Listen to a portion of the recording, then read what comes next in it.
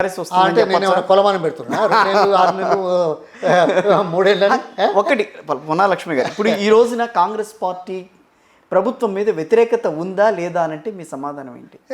నా సమాధానం కాదు, ఖచ్చితంగా వస్తుంది. చెప్పింది చేయట్లేదు కదా. ఇప్పుడు రైతు బంధు నాట్లేసేప్పుడు ఇవ్వాలి, ఎస్ అంతేనా? ఏమైంది? ఎలక్షన్ పార్లమెంట్ అని చెప్పి మీరు 2 రోజుల ముందు పోయి ఆపించారు.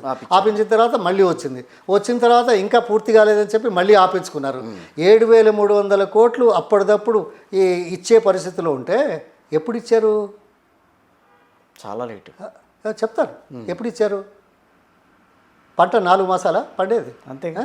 నాట్లు వేసేప్పుడు ఇచ్చేది పంట పూతయిన తర్వాత, ఎండిపోయిన తర్వాత, రుణాలు తెచ్చుకోలేని పరిస్థితుల్లో, నష్టాలు భరించే స్థితిలో, కల్లాలకు ధాన్యం వస్తున్నప్పుడు అది కూడా కొనలేని పరిస్థితుల్లో, అప్పుడు ఇంతో అంతో కొద్దిగిచ్చి మళ్ళీ నెక్స్ట్ ఇంకా ఇవ్వలేదు కదా. ఇంకా ఇవ్వలేదు. దానికి మళ్ళీ కొన్ని అడ్డాలు పెడుతున్నారు కదా కొన్ని. అదే మీరు అంటున్నారు, మేమంటేనేమో రాజకీయం అవుతుంది. అంటే నేను అంటున్నా, ఒక రైతులకు కావాల్సిన విప్లవాత్మకమైన మొట్టమొదటిసారి దేశంలో ప్రపంచంలో ఒక మంచి కార్యక్రమం రైతు బంధు. రైతు బంధు ఎవరైనా ఆలోచించారా దేశంలో? కాంగ్రెస్ పార్టీ గతంలో రైతు రుణమాఫీ చేసింది కదా. అయ్యో రామ, మళ్ళీ రైతు రుణమాఫీ ఎవరైనా చేశారు కాదు. మీరు కంపారిజన్ కరెక్ట్ లేదు. ఓకే, ఇప్పుడు రైతు బంధు ఇస్ డిఫరెంట్, రైతు రుణమాఫీ మన్మోహన్ సింగ్ ప్రభుత్వంలో మొదలుపెట్టారు రైతు రుణమాఫీ. మన రాష్ట్రంలో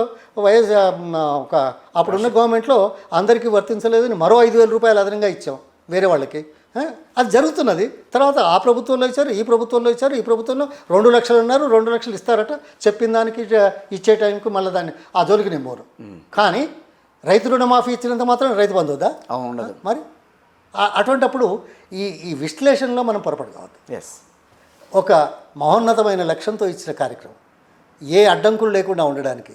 వ్యవసాయం ఎందుకు ఇవ్వాలా తెలుసా? వ్యవసాయ వృద్ధి రేట్ ఎంతో? గత సంవత్సరం 1.8% మన దేశంలో. What is the inflation rate? 5.4. అవును, దాన్ని 7కి వెళ్ళాలని ప్రయత్నం చేస్తున్నారు. ఒక నిమిషం let me you allow me to say, because మీరు చెప్పలేరు కదా. అవును, మీ చర్చలో ఎప్పుడు రాదు కదా, మీ ఇంతటి మీరు బయటికి రారు కదా, అంతేనే కదా. సారీ, పర్వాలేదు. అయితే ఈ దేశంలో స్వాతంత్రం వచ్చినప్పటి నుంచి ప్లానింగ్ కమిషనే 4% టార్గెట్ పెట్టింది వ్యవసాయానికి. స్వాతంత్రం వచ్చిన మొదటి రోజుల్లో 80-85% వ్యవసాయం, ఇప్పుడు 60-65% ఉన్నారు. What is 4%? ఎన్ని సంవత్సరాలలో మనం ఇది సాధించాం? ఈ 75 ఏళ్ళలో కేవలం 8-9 సంవత్సరాలలో మాత్రమే 4% వచ్చింది. ఈ 75 సంవత్సరాల్లో మన దేశంలో ఇన్ఫ్లేషన్ రేట్ ఎంత? చాలా తక్కువ. 4% తక్కువ ఉందా? 4% కాదు, 4% తక్కువ ఉందా? తక్కువేం లేదు, ఎక్కువే ఉంది కదా. ఎక్కువే ఉందంటే దాని అర్థం ఏంది?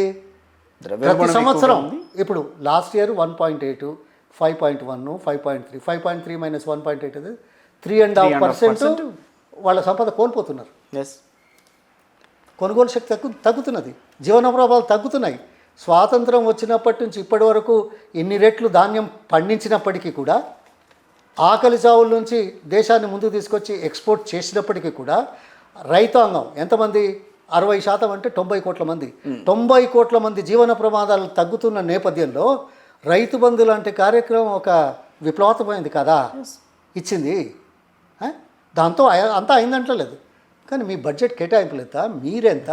దేని గురించి మాట్లాడుతున్నారు? అసలు అవగాహన ఉందా మీకు ఈ దేశం గురించి? ఓకే, ఇవాళ మేము 3rd largest purchasing power, 5th largest economy, ఇంకా 5 ఏళ్లలో 10 ఏళ్లలో నెంబర్ 3 అవుతాం, నెంబర్ 2 అవుతాం అని చెప్తున్నారు. అయితే దేశ సగటు ఆదాయం ఎట్లా పెరుగుతున్నది? ఇంకా 2 లక్షలు కూడా రాలేదు కదా. 2 లక్షలు అంటే ఏమన్నట్టు? మనం ప్రపంచంలో 5వ స్థానంలో ఉన్నప్పటికీ కూడా భారతీయుని ఆదాయం 2 లక్షల లోపు ఉంటే 191 దేశాలలో 136వ స్థానంలో ఉన్నాం మనం వ్యక్తుల ఆదాయంలో. నువ్వు 3వది అయితేంది, 1వది అయితేంది, అందరికంటే ముందు ఎక్కువ ఉంటే ఉన్నది. కానీ తెలంగాణ సగటు ఎక్కువగా ఉందని అంటున్నారు కదా. తెలంగాణలో వృద్ధి రేట్ ఎక్కువగా ఉంది, దాని ఆధారంగా మేము మళ్ళీ మీరు వాళ్ళు దాన్ని ఇంక్లైన్ చేసుకుంటున్నారు దాన్ని. అవునయ్యా, మీరు అసలు పాయింట్ గ్రహించట్లేదు. నేను అనేది అది నువ్వు ఇంత గొప్పలు చెప్పుకొని మనం 3వదైనా 5వదైనా ఇది ఎవరైనా ఆపగలుగుతారా? నథింగ్. ఏ ప్రభుత్వం అయినా కొద్దిగా ఎంకరేజ్ చేస్తే ఎంకరేజ్మెంట్ ఉంటే కొద్దిగా ఎక్కువవుతుంది, లేకపోతే దేశ టాలెంట్ని ఆపే శక్తి ఎవరికైనా ఉందా? లేదు. ఇవాళ ప్రపంచంలో అన్ని రంగాలలో భారతీయులు ముందున్నారా? వాణిజ్య రంగంలో, పరిశ్రమల రంగంలోనే కాదు, రాజకీయ రంగంలో కూడా. బ్రిటన్లో ప్రధానమంత్రి, పాకిస్తాన్ అతను 3వసారి మేయర్ లండన్, తర్వాత అమెరికాలో ఇవాళ భారత సంతతి ప్రెసిడెంట్గా ఉంది. అంటే భారత టాలెంట్ను ఆఫ్ చేయగలిగే శక్తి రాజకీయ కోణంలో ఎవరికి లేదు. ప్రోత్సహిస్తే మరింత పెరుగుతారు. మీరు ప్రోత్సాహం ఇవ్వకున్నా, తగినంత ప్రోత్సాహం లేకున్నా ఈ భారత జాతి